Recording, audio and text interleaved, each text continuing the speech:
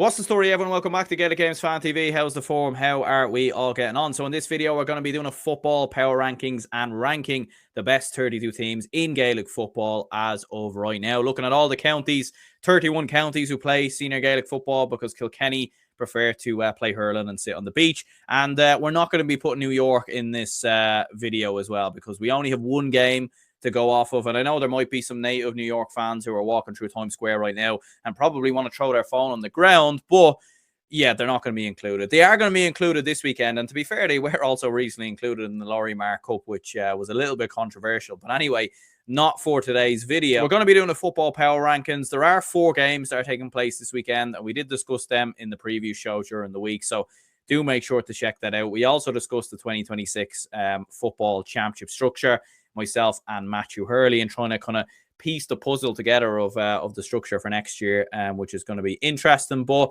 yeah, I figured, you know what, no All-Ireland football championship games this weekend, so a bit of a break from it. Obviously, there is some hurling games, which we did also preview as well.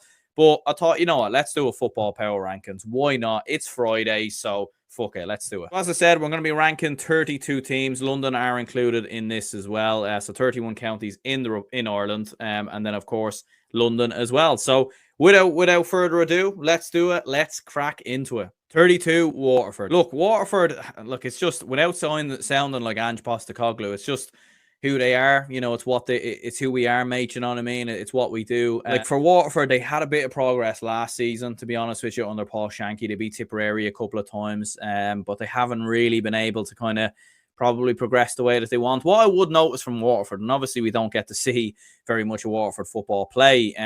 You know, I think there's definitely a market there for club or whatever. It's not for today's video again, but yeah, for Waterford football in general, like they're not getting hammered in these games, but it's just hard to really know what to do with them at this stage. There definitely needs to be a third-tier competition. There absolutely needs to be, in my opinion. And for Waterford football, it's just one of them things, unfortunately. 31, London, and London's a weird one. Michael Marr's been there a long time now as manager, and fair play. One of the longest standing inter-county managers right now as well, alongside Kieran McGeeney and Desi Farrell, I believe. So fair play to Michael Marr for still holding the fort for London, I think since 2019 now. So that's some going. It's a weird one with London. They had a couple of good results actually in the league. They beat the likes of Wicklow. They did lose every game in the Tailteann Cup, but it's just one of them things for London, unfortunately. Again, limited resources, players always changing. Shay Rafter and Liam Gallagher, not the Oasis singer, actually a more well-known and prominent figure within London, I would say. But yeah, it's one of them things for London. Again, you'd love a third-tier cup, but are we ever going to get that? I don't know. 30, Tipperary. Lads, like, could you imagine like 5 years ago when Tipperary won the Munster Senior Football Championship, that for like less than 5 years, because obviously that was in winter 2020, like less than 5 years later, they're one of the worst teams in the country. And the mad thing is, they've actually probably slightly progressed from last year, because Waterford actually beat them twice last season. So you probably would have had Tipperary lower than Waterford on the basis of that. But it just hasn't kicked on for Tipperary. And it's a sad state of affairs, really. I mean, Philly Ryan is now the manager. A little bit better than Paul Marr last season. And they've had some minor improvements, you would say. Sean O'Connor back in the side has been impressive. But yeah, for Tipperary, it's sad to see them kind of stagnate. You hope that maybe in the next couple of years they can rise up. It does kind of feel like to me that since they won that Munster Football Championship in 2020, that everyone, the players, the board, everyone have just kind of stopped trying, because it felt like, their work is done. I could be completely wrong on that, but that's just a feeling I'm getting, because a lot of managers who have been there at Tipperary since 2020 have, complained about the county board and everything else. So 29, Longford. So they finished 6th in Division 4. They did get a recent win versus Carlow, to be fair. And that's actually what has them probably ahead of the likes of Tipperary, because Tipperary actually finished above them in the league. Mike Solan's first year as manager probably hasn't really kind of gone the way they would have liked. Again, it's a hard one to know with Longford. Are the players just not there? There's been a bit of regression over the last couple of years. Apparently feels like maybe Longford just need a Longford man to be the manager, do you know what I mean? To galvanise the county a bit, get the players on side, because you had Paddy Christie, you've had Mike Solan, managers who've done very good with underage. But like, do they know the young players coming through in Longford? I'm not entirely sure if they do. So yeah, bit more regression for Longford, which is disappointing to see. 28, Leitrim, a miserable Division 3 for Leitrim, it must be said. Didn't even play a game, as we very well know. A whole debacle, obviously, over that. There were a little bit more positive signs after that, though. And like, it's mad to think, like, Stephen Poacher and that Leitrim management team, like, they looked dead and buried, to be honest, after they didn't play a game. But they actually showed some positive signs versus Mayo in the Connacht Football Championship. And they actually finished their season off with a win as well. So that will give them a little bit of positivity. They actually beat Tipperary on the final day in the Tailteann Cup, albeit despite finishing third, they weren't able to go through because they were the least best of the third place teams. So look, some positive signs. Barry McNulty, very good player. Tom Pryor there as well. Will Stephen Poacher be there next year? I've no idea. Do let me know in the comments down below for any Leitrim fans who are watching. 27, Carlow. Look, they had a poor league, but they had a very good Tailteann Cup. They beat Fermanagh, which was absolutely bizarre. They'll absolutely be kicking themselves, though, that they didn't beat Longford on the final day, because if they had have beaten Longford, they would have won the group. They would have went straight through to the quarterfinals, whereas now they have to play in the preliminary round. And it is an interesting one. Carlow always tend to pull off shocks and surprises, you know, in the Tailteann Cup. It's been a bit of a basket case season for Carlow. They've had two different managers. They currently now have not Mikey Bambrick. He's been a very good footballer. They've Joe Murphy as their manager now, after Cake Shane Curran decided to leave after the lads went on the piss after the London game. So Carlow have kind of done themselves a little bit proud after that, to be fair. Conor Doyle's been very good as well. Still in the Tailteann Cup. And look, obviously we are kind of like midway through the championship season. So these power rankings are certainly not final, and they certainly will change. And Carlow could still have a lot to say between now and the final power rankings, which will probably bring in at the end of the year, let's say. 26, Antrim. So relegate from Division 3 and only one win in the Tailteann Cup, and that came versus London. Antrim is always a bit of a difficult one. Seem to always have a lot of problems behind the scenes. The Casement Park thing. Andy McEntee's been there a couple of years and probably there a bit longer than I actually would have expected, in all honesty. They do have good footballers in Antrim, that's what I would say, in Dominic McInhill and Ryan McQuillan, two very good tidy forwards there. And they are a team that in the Tailteann Cup can go on a bit of a run and cause a surprise or two. We have seen it in the last couple of seasons. So it wouldn't be inconceivable to see Antrim maybe go on a bit of a run in this competition. But the fact that they were relegated, I think with just one win as well in Division 3, one win in the Tailteann Cup, it has been a very disappointing season for Antrim. So on the basis of some of the other counties and how things have looked so far, I think this is a fair place to put them in. In 25, we've got Wicklow. One for Wicklow. They finished third in Division 4, which would have been a massive disappointment for Oisin McConville's men. But things are going quite nicely in the Tailteann Cup. They actually won their group in the Tailteann Cup. It was a little bit crazy to actually have seen that happen. They won a group that had the likes of Laois and Offaly in it. So for Wicklow to win that group was absolutely incredible. And maybe Oisin McConville and Wicklow have been holding themselves back a little bit for the Tailteann Cup to try and find their peak in and around then. Look, this is another one that could very much move up these power rankings. And we are doing these power rankings as sort of like a mid-championship assessment or review or something like that. So Wicklow can absolutely move up in there. And to be fair, like that win versus Laois was some going. And I've always been a fan of Wicklow and some of the younger players like Owen Darcy. Has always looked like a very tidy player. To be fair, Dean Healy, very good as well. So and haven't seen them against Dublin in the Leinster Championship as well. Some good players within Wicklow, and you know, disappointing league campaign, but their Tailteann Cup is what has them in 25th. In 24th, we've got Wexford. Bit of a weird one, this. Wexford won every game up until the Division 4 final. So they actually won like 7 games on the bounce, which was incredible from a Wexford football point of view and great to see. But since then, they've only won 1 game out of their next 5, and that was actually versus Longford. So they lost to Limerick in the Division 4 final. They've had a couple of disappointing results in the Tailteann Cup as well, beaten by Fermanagh and Croke Park. So for John Hegarty's men, did they peak too early? Is it a case of taking their foot off the gas a little bit after they got promoted, because ultimately that was the most important thing? It's going to be curious to see them in the preliminary round this weekend and see how they get on. Sean Nolan, Mark Rossiter, 2 very good forwards there. And without doubt, regardless of even what happens in the Tailteann Cup, it's been a good year for Wexford because they are back in Division 3. And by God, they needed to get promotion because they, you know, had some very bad mishaps over the last couple of years. 23, Limerick. What a season for Limerick. I mean, Division 4 winners, first of all, absolutely incredible. But then in the Tailteann Cup, they've actually won their group as well. Again, this is another one that Limerick, when it's all said and done, can be a lot higher on this power rankings.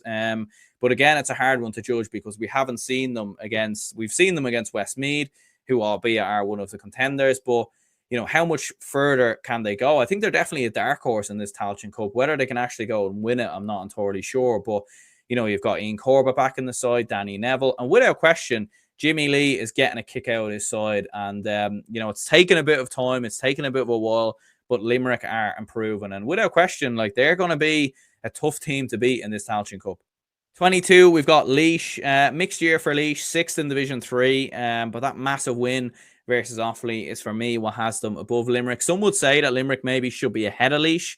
But I think for Laois, considering that they have been playing obviously in a higher division this year, and as well as that, they got to the final of the Tailteann Cup last year. Let's not forget that. I know their players have changed a little bit, but there are good footballers within Laois, the likes of Mark Barry, as an example. And I think Justin McNulty has done a very, very impressive job with Laois. That win versus Offaly was absolutely huge. And then versus Westmeath this weekend, what a game that could prove to be. And if Laois can win that, they'll certainly move up these power rankings. And without question, once again, will be in the mix for the Tailteann Cup this year. 21, Sligo, a mixed year as well. 5th in Division 3, which certainly wouldn't have been what they would have been hoping for at the start of the year. Young players that have kind of come in have not really kind of hit the groove yet for Sligo, it must be said. It feels like they're still very reliant on players like Niall Murphy and Paddy O'Connor and these kind of lads. And look, it will take time for Sligo football. And obviously underage success doesn't always translate into senior. So it will be interesting to see whether Sligo can integrate these young players over the next couple of years. That's going to be interesting to see. Look, they're still banging the mix of the Tailteann Cup. They got a bit of a hiding versus Kildare recently, but there are some very good players within Sligo. And to be fair, Sligo management have done a great job over the last couple of seasons. So Sligo, 21. 20, Fermanagh. They turned things around in the Tailteann Cup, it must be said, after a very bad start losing to Carlow. The fact they've actually gone and won the group in the end, they'll be absolutely delighted with that. Beating Wexford and Croke Park as well. Getting to play in Croke Park would have been a huge feat for Fermanagh football. 4th in Division 3. Maybe would have been expecting a little bit more, but there has been a good bit of change in Fermanagh football over the last couple of seasons. You're looking at Conor Love and Garvin Jones have been two very, very tidy footballers. So, look, Fermanagh are another side that, I'd be surprised if they won the Tailteann Cup, but they're definitely in the mix and definitely dark horses. 19th, Westmeath. Very unusual season for Westmeath. They were winless in Division 2, but they kind of ended it on a bit of a positive with their performance versus Roscommon. Not great, though, in the Tailteann. They lose to Limerick. And look, we give full credit to Limerick. But I think for Westmeath football, winners of the Tailteann Cup a couple of years ago, yes, obviously they have had, player retirements, players leave and everything else, changes in management and everything else. But they still have some brilliant footballers in Ray Kennellan and Luke Loughlin. And I just feel like they should still be doing better, in my opinion, Westmeath. And it's a massive game versus Laois, because to lose that, if they do lose it and go out of the Tailteann Cup preliminary round, be a massive setback for Westmeath and possibly maybe even looking at a change in management going into next year. 18th, Clare, first of the Sam Maguire teams to discuss. 3rd in Division 3 this year. Look, I think it all goes without saying they shouldn't be in the All-Ireland series, and that's not, look, it's not Clare's fault at the end of the day. They weren't the ones who did the Munster Football Championship draw. It is the championship structure, and that's just the way it is. And they've had to be, Waterford and Tipperary en route to get to the Munster final. Over the last couple of years, it's just not ideal. Some could even have them lower on this list potentially. But it is worth mentioning, they beat Kildare in the league this year, and Clare, as we haven't discussed yet, I do have them ranked above Clare. They weren't a million miles off promotion. I think that must be said. They're not, fair enough, they're not a Sam Maguire team right now, but they're not a million miles off that. I think that must be said. And with Owen Cleary, Keelan Sexton in the side, I think Peter Keane is a good manager as well. Clare football is in good hands. It's just unfortunate with the way things have gone out. Look, who knows? Maybe they can beat Louth in the final game of the group stages and actually get out of this, which would be incredible. But I would be very surprised to see that happen. 17th, Kildare. They're looking a lot more like Kildare now, it must be said. Looking more like the Kildare that we know, promoted from. Division 3, albeit they weren't the Division 3 winners. But they are, for me, as of right now, the favourites for the Tailteann Cup, in my opinion. I think they are the best team in this competition, in my opinion. They have the best squad depth. They have a huge amount of underage success in the last couple of years to very much support that. And I think Brian Flanagan is a very good manager. With Newbridge being rebuilt and everything, the county seems a lot more galvanised, a lot more together. And I think you're seeing similar trends to what Meath did in the Tailteann Cup a couple of years ago. You're looking at Alex Byrne, young player like Ryan Sinky, Daniel Flynn's now back in the side as well. So Kildare are looking very strong at the moment. We do have Offaly ranked above them in 16th, though. And Offaly, I think ultimately, look, Offaly beat Kildare twice this year. So I think it would be unfair to have Offaly behind Kildare. I do genuinely believe that Kildare will win the Tailteann Cup and probably beat Offaly in the final. I know Offaly fans might be maybe banging their heads against the wall right now, but that's just my opinion. So take it with a pinch of salt. Look, they've had a brilliant year winning Division 3. Have been some inconsistencies since then. They had a huge lead versus Meath in the Munster Football Championship. Look, in hindsight, seeing what Meath did versus Dublin, maybe Meath just massively underperformed. But I do think Offaly fans would have been very disappointed with how that second half went. And this disappointing defeat versus Laois as well in the Tailteann Cup. Look, they're playing New York this weekend. You'd expect them to win that game in all fairness, but it hasn't been perfect for Offaly. Let's just say that since the Division 3 success. But they are a young team. Mickey Hart's only new within this Offaly setup as well. So, there are going to be teething problems. And without question, look, if Kildare don't win the Tailteann Cup, I would say Offaly will do it. It's going to be one of them two, in my opinion. In 15th, we've got Cork, so we'll really plough ahead now with the Sam Maguire teams. It's been an underwhelming year for Cork, and depending on maybe how the game goes with Roscommon, maybe we could put Cork even further below. I'm not entirely sure. Maybe the winners of the Tailteann Cup would actually fancy themselves versus Cork.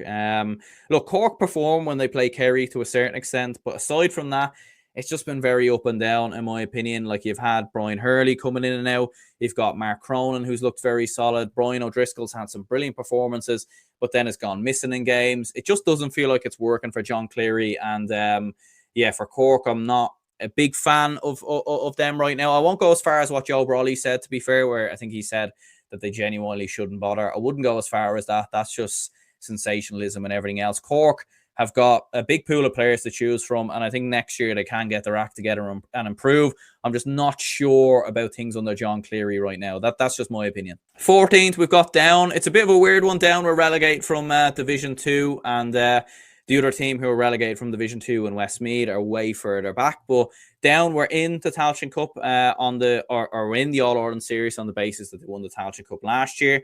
And look, I think since their relegation, and it is worth mentioning, they finished with 6 points in Division 2, which, usually wouldn't actually get you relegated. And since then, look, I thought they compete very well versus Donegal in the Ulster Football Championship.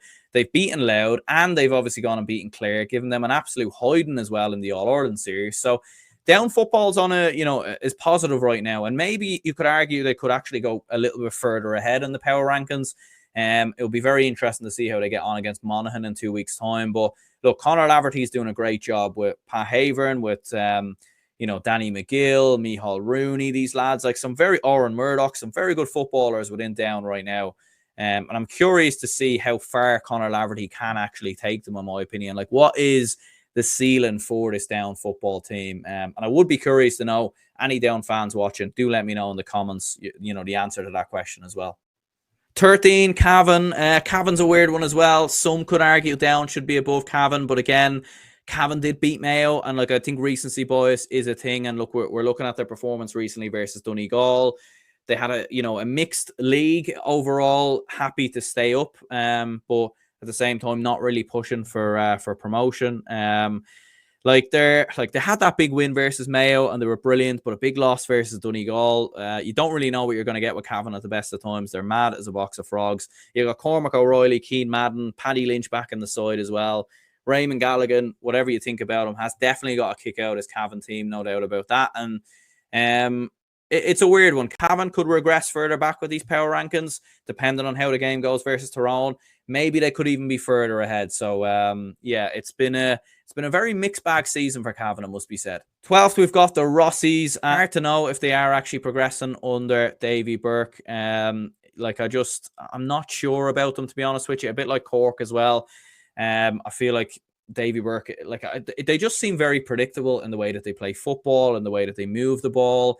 You know, the star players that are going to do the damage in Kieran and Dermot Murtagh, and then Ben O'Carroll obviously back on the side as well. I just feel Roscommon needs a bit of a refresh or something like that, and I don't think with the new rules you're seeing the full benefits of Roscommon. Like, in saying that, look, there's a few counties I've got ahead of them that I think on any given day, you know, they Roscommon can compete with them and possibly even beat them. It's only last year they went and beat Tyrone, let's not forget as well. So, like, Roscommon, it's been a disappointing season since their promotion, and even their promotion as well was a little bit underwhelming. But look, all eggs now have to go on that Cork game, because if they don't win that, then Jesus, there'll be an inquest into what on earth has happened with Roscommon football this year. 11th, Meath. Huge progress this year for Meath football, it must be said. If you did a power rankings last year, they would have been a good bit behind 11th, in all honesty. And I think if we look back at my last football power rankings video, they mightn't have even been in the top 15 or top 16, you know, that way. Like, but it's been huge progress this year, as I said, beating Dublin, getting to a Leinster final. They have a young team in Owen Frayne and Jordan Morris, Matthew Costello, and Robbie Brennan is getting a kick out of them. You saw it even with that draw recently versus Roscommon. They can now compete with these teams, which is a positive for Meath. And it'll be interesting to see how they do versus Kerry. They're going into that game with a free hit. And again, like with Meath, you know, I would be curious to know for any Meath fans, how far do you think Meath can go this year? Can they get to a quarter final? Could they get beyond that? I don't think so. I think the max you get out of Meath right now in 2025 is a quarter final. And I think even that would be an achievement, but do let me know. In 10th, we've got Louth. Look, Meath did finish above Louth in the league, it must be said, but Louth beat Meath in the league and they beat them in the Leinster Championship as well. And look, that should stand for something. Aside from Louth winning the Leinster Football Championship, which was an extraordinary achievement, and as I've mentioned on this channel before, it's like the equivalent of Louth winning an All-Ireland, because it had been so long since they actually went and won a Leinster Football Championship, 68 years or something of that nature, if my memory serves me correctly. It has been a little bit disappointing since then, the defeat to Monaghan, losing to Down as well. There was bound to be a bit of a hangover. I expect them definitely to kind of get that out of their system with a win versus Clare. And I do think they are the 10th best team in the country right now, especially when you look at the caliber of players that they have in Tommy Dernan and Conor Grimes and, of course, Sam Mulroy as well. So, and look, how far can Louth go as well? That's going to be interesting to see. Again, I think the quarterfinal is the max that we see them reach. But it'll be interesting to see how the year progresses. Ninth, we've got Derry. It's been a mad year for Derry. I mean, they haven't won a game in 2025, which might sound a little bit bizarre to actually have a team 9th in the football power rankings, but not having won a game this year. But look, there's a few things to consider here. First of all, the level of opposition that they've actually played. They haven't played any teams below them in this power rankings. They've only played teams above them. And a lot of the teams they've played have been quite high up in these power rankings as well, like, you know, top 4, top 5. So yeah, it's been a weird one for Derry. It's mad. It's all or nothing really against Dublin in a couple of weeks' time. They look like they've turned the corner recently, and if their performances had been mediocre against Galway and against Armagh, then maybe you would have had them a little bit further down. And look, maybe at the end of this, you know, if they go out and get hammered by Dublin or something, then maybe you put them further down the power rankings. But look, with Conor Glass, with Brendan Rodgers, like, it feels like they're getting a little bit back to the Derry that we know. And we saw that in spades in the game versus Galway. And look, there had to be a kick. There had to be a response, because you can't just be blaming managers. You can't be blaming Mickey Hart, Paddy Talley, these lads. Like, the players, it's about them standing up. And to be fair, they did versus Galway, and they proved a little bit of something, that they're not exactly dead just yet. 8th, we've got Mayo. Mayo's another weird one as well. Like, again, you could put Derry ahead of them potentially. You could have Mayo further down as well. And maybe if we were making this video a week ago when they lost to Cavan, they would have been further behind on this list. But Mayo are just so inconsistent. They had a terrible start to the league. They then went on a brilliant run. On the final day, at one stage, they were nearly being relegated. Then they were in the league final. Then they lose to Cavan and then go and beat Tyrone. Jesus, even saying all that, if you were a Mayo fan, I feel like you genuinely must want to, like, just pull the hair out of your head, to be honest with you. I'd say you'd nearly just be going bald watching this Mayo team. Your hair just must be falling out or something. Like, they have good footballers. No one's denying that. Aidan O'Shea's a vocal presence. He's been around for donkey's years, but he's a handful, and he still does that job for Mayo so well as he has so often does. Ryan O'Donoghue, Matt Ruan, big players. The argument has been that they're not evolving under the new rules, and they haven't really been able to find more players. We did see that versus Tyrone and Conal Dawson and David Neary, but again, like Mayo could go out and get hammered versus Donegal, or they could go out and win. It's very hard to actually predict Mayo. They're probably the most unpredictable team in the country right now. In 7th, we've got Monaghan. Monaghan's a weird one because they haven't actually played many teams that are around them in the power rankings. They've only played one of them, and that's Donegal, who are very, very high up, and Donegal beat them very, very comfortably, it must be said. So Monaghan have played a lot of teams lower than them in the power rankings. But look, you can only beat what's in front of you. And to be fair to Monaghan, they have beaten a lot of those teams very comfortably. Like, they were promoted very, very easily. They beat Louth without too much of a fuss, and they beat Clare without too much of a fuss as well. So look, I think new management has, Gabriel Bannigan has got to kick out these players. Micheál Bannigan has been brilliant, obviously, as the captain. Stephen O'Hanlon, Conor McCarthy, Rory Beggan back, especially on kickouts, makes a huge difference as well. So Monaghan are looking good, and it's a weird one. Like, it's like they, if they take a scalp somewhere along the way, you could probably have them a little bit higher on this list, but they haven't played too many big teams this year. They've only played Donegal, and they got beat comfortably. So there are some unknowns about Monaghan, and to be fair, we will have those questions answered a little bit later on in the year. In 6th, we've got my own county, Dublin. Dublin have been very inconsistent this year as well, it must be said. And a bit like Mayo, you don't really know what you're going to get with them at the best of times. They could go out and lose to Meath, then beat Galway in their own backyard, and then be quite underwhelming, especially in an attacking sense, versus Armagh. Like, I don't think Dublin are a million miles off the teams that are above them. I think on their day, they can beat them. But I just don't know if they can beat all of them in the 1 year, if that makes sense, and beat them on a consistent basis. And even with that as well, I think the other teams are better than Dublin right now. There's no question about that. Look, the retirements have hurt Dublin in Brian Fenton, James McCarthy. There's, Jack McCaffrey leaving, Paul Mannion leaving as well. You've Con injured at the moment. There just isn't a huge amount of attacking options. Like, even looking at Dublin the other day versus Armagh, and some of the players that they could bring off the bench, like, there's just, the talent just absolutely has dried up with Dublin, and it's hard to know. Like, it feels like the more that the years go on, the more that they'll actually be lower on these power rankings rather than higher. We'll see what happens with Dublin. They could go out and beat Derry, go on a bit of a run, as we've so often seen, especially when it gets to the big games in Croke Park. They do have that big game experience, but the feeling I'm getting from Dublin is that we might regress more so over the next couple of years. In 5th, we've got Tyrone. Tyrone is another weird one as well, another very inconsistent team who recently lost to Mayo, but of course beat Donegal. And I feel like we're in this kind of inconsistent kind of bracket of teams at the moment, where between Tyrone, Dublin, and Monaghan, and even the team I have in 4th, I feel like a lot of these could beat each other on any given day. It just depends who wants to show up on that particular day. Tyrone got relegated with 7 points in Division 1, but 7 points in other seasons would have you 3rd or 4th. I think Malachy O'Rourke, look, it is his first season. He is getting a tune out of Tyrone, and you're seeing some of the starlights in Dara Canavan and Dara McCurry, your Hart coming off the bench, making an impact. The midfield balance of Con Kilpatrick and Brian Kennedy, but it's very inconsistent right now with Tyrone, it must be said. They could very well win the All-Ireland this year, or they could very well go and get knocked out next weekend. You never know what you're going to get with them. In 4th, we've got Galway, and Galway have definitely been a side that have fallen off the pecking order in the last couple of weeks, it must be said. Maybe a couple of months ago, people would have had them 2nd, 1st, and everything else. It's hard to really know where it's gone wrong. There seems to be no balance in the team. Defensively, they seem to be very, very vulnerable, which wasn't the case last year. Whilst the new rules has improved them, I feel like it's also made the style that Galway were building over the last couple of years in terms of being defensively resolute and sort of relying on some of their attacking players on the counter-attack. It's all kind of gone up in the air a little bit, and I think Porrick Joyce is struggling with that. They do seem to be very fixated on 2-pointers as well. They have a lot of players who can kick 2-pointers, and I think, as it's been pointed out, it seems to be harming them a little bit. But look, they're not gone away. They have some very, very good players, as we very well know.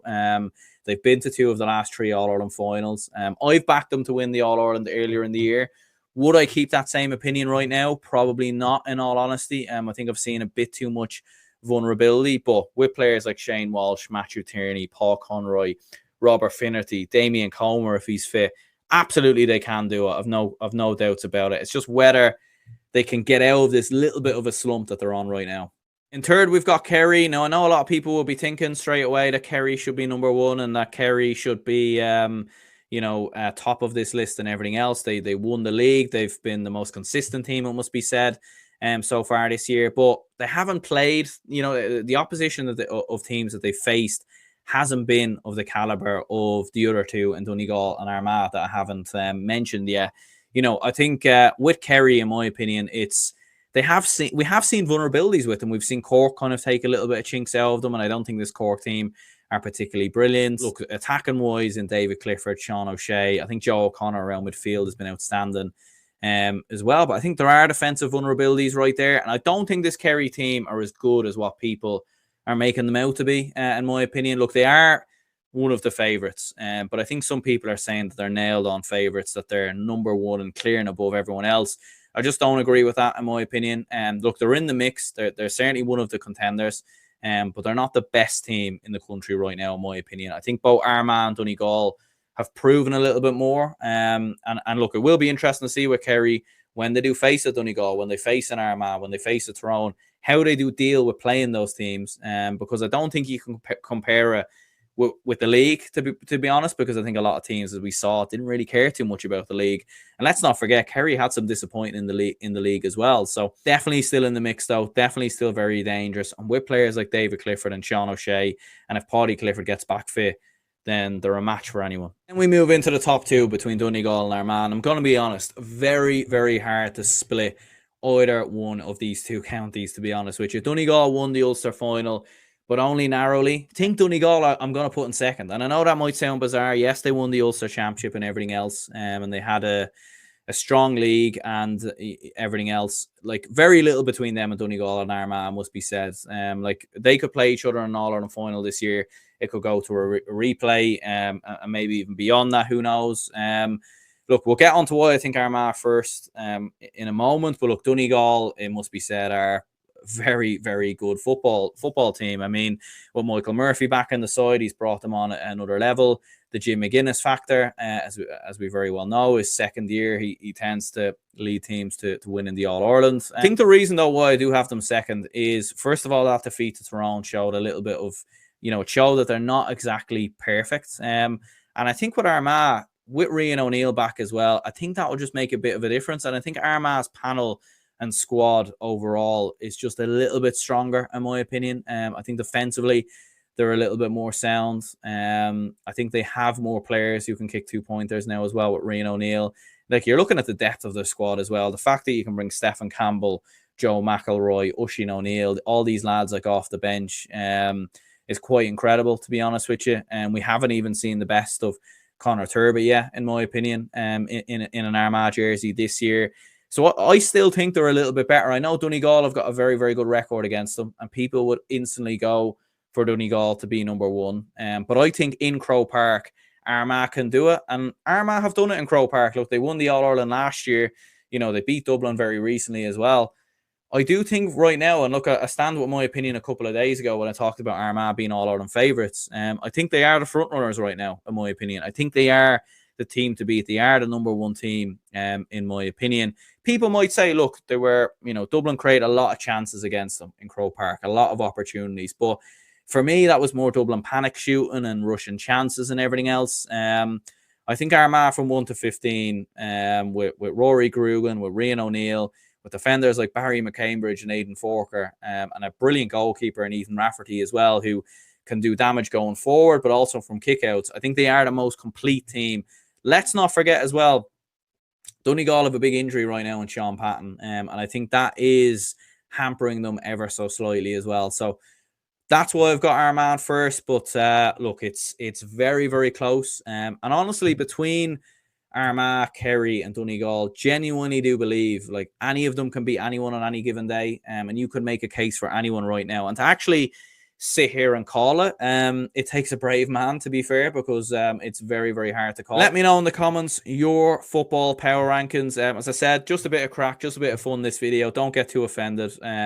All my predictions down the years have been generally pretty poor, so don't take it too seriously. And do let me know in the comments where you would have your county within these football power rankings, what you think will change. And do let me know as well, who are your All-Ireland favourites as well. I'm very curious to know. So until the next video, hit the like button and subscribe if you haven't already. And I'll see you all later.